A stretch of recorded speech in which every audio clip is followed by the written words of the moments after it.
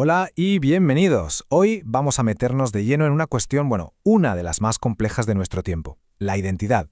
Vamos a explorar por qué, en este mundo que parece fragmentarnos constantemente, esa pregunta tan básica de ¿quiénes somos? Se ha vuelto tan, pero tan difícil de responder. Pues esa es la gran pregunta que va a guiar todo nuestro análisis. ¿Por qué esa sensación de ser un yo coherente, estable, parece que hoy está más en duda que nunca? Para empezar a responder, tenemos que ir al origen de todo, al principio, a cómo se construye esa identidad. Y es que, para entender esta crisis, lo primero es mirar hacia adentro, volver a ese momento que es casi mágico y a la vez súper problemático, en el que nos reconocemos por primera vez. Así que venga, empecemos este viaje justo ahí, delante del espejo. Aquí la figura clave es el psicoanalista Jacques Lacan, que nos regaló un concepto fundamental para entender todo esto. El estadio del espejo. Es ese instante, ese clic en la infancia, cuando un niño o una niña ve su reflejo y por primera vez percibe una imagen unificada, completa de sí. Pero ojo, que aquí viene lo interesante de verdad, cómo Lacan desglosa este proceso. Primero está el reconocimiento. Vemos un cuerpo completo. Genial. Pero justo después viene la alienación, porque nos identificamos con esa imagen que en el fondo es un otro, algo externo a nuestra experiencia corporal real, que es mucho más caótica. Y a partir de ahí, el ego se forma como una especie de coraza, una armadura para defendernos de todo ese caos interior. Y claro, llevar esa coraza tiene consecuencias, y son profundas. El crítico Hal Foster, dándole una vuelta a las ideas de Lacan, llega a esta conclusión tan impactante. Este sujeto moderno se vuelve paranoico porque esa armadura no solo lo defiende de lo de fuera, sino también de todo lo que es otro pero está dentro, los impulsos, el inconsciente, todo aquello que no se puede conocer ni controlar. Vale, si el yo se forma con esta armadura interna, ¿qué pasa cuando intervienen las fuerzas de la sociedad, las que vienen de fuera? Pues aquí es donde entra en escena el filósofo Michel Foucault, que va a ser nuestra guía para entender cómo el poder nos moldea y, sobre todo, nos divide.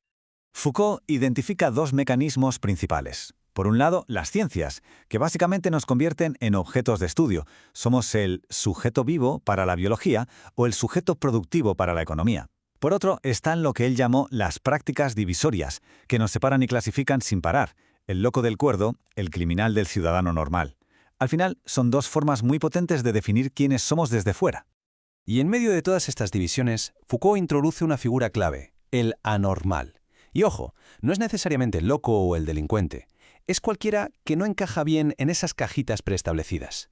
Y claro, esta figura se convierte en el objetivo de lo que él llama un poder de normalización, una fuerza social que busca que todo y todos nos ajustemos a la norma.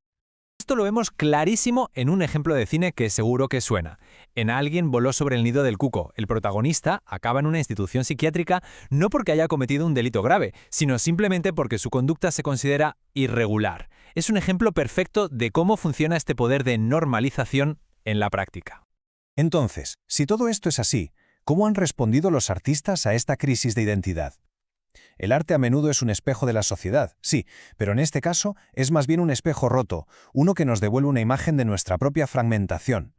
Pensemos, por ejemplo, en el fotógrafo Richard Billingham. Sus imágenes de su propia familia son tan crudas que al principio parecen irreales.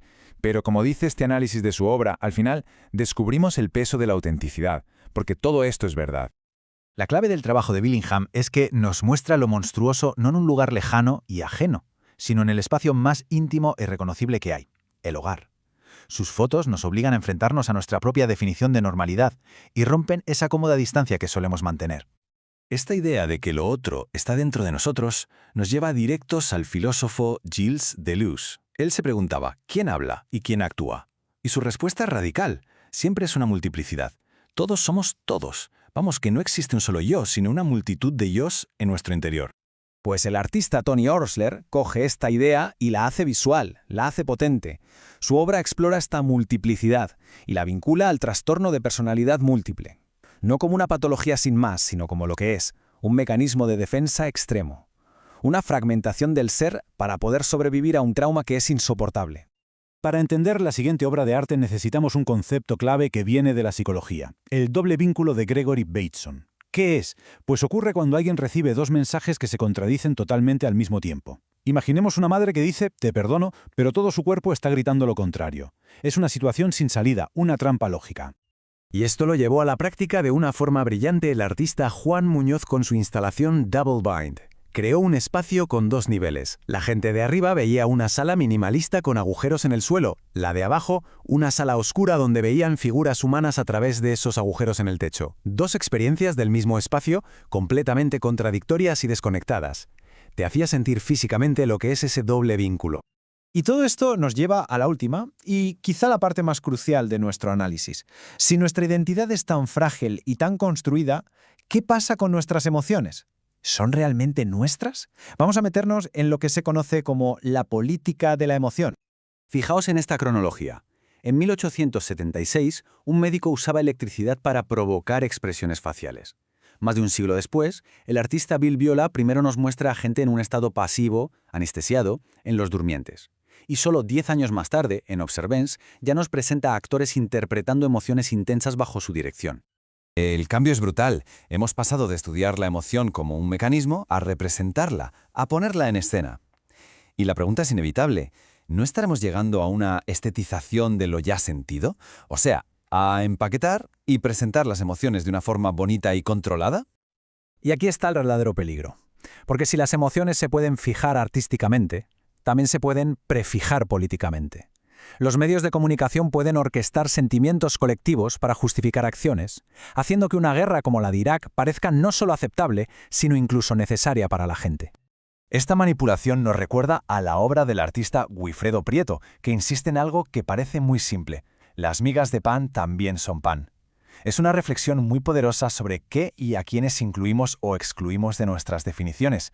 Lo que se deja fuera, lo que se considera insignificante, también forma parte del todo. Y así, volvemos al principio, pero con una nueva dimensión. La crisis del sujeto ya no va solo sobre quiénes somos, sino también sobre qué sentimos. Y la pregunta final que nos deja todo este análisis es profunda. Si nuestras emociones pueden ser diseñadas y dirigidas desde fuera, ¿queda algún espacio para la libertad real?